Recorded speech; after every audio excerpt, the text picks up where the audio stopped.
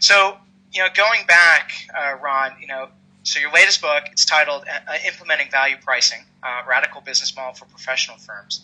Now, what's interesting in the title is you use the word radical. And so, what do you mean by that? And then, how do you define a business model? Because you use that also in the titling.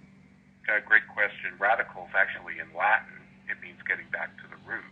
And what I'm trying to argue in the book, in fact, all of my work, is that we need to get back to the root of creating value and focusing on value for the customer, because that, at the end of the day, is the purpose of the business. The purpose of the business is, like Peter Drucker said, to create a customer. You create a customer by adding value. It's not to bill the most hours. It's not to track time. It's not to get realization rates up 3%. It's to create value. And I think ever since the billable hour regime was entered into the professions, in the CPA world, it came around the 1960s. In the legal world, it came around 1919. This business model is 100 years old, and we've lost sight of value. The hours have become the inventory of what we sell. I was actually taught by a Big 8 accounting firm that I sold time. Well, there's not a client alive that buys time. If we could buy time as mortal people, I'm pretty sure we'd buy from the homeless person on the street rather than a CPA.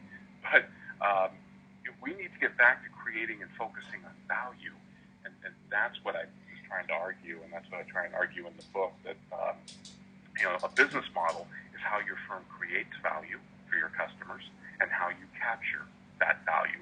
So a business model is not only about creating the value, it's also about pricing for it and capturing a fair share of that value. And business models are highly disruptive. In fact, there's nothing more disruptive than business models. Take a look at what Google Books is doing to publishers.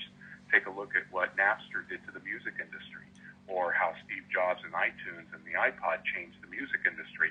Notice they changed the pricing.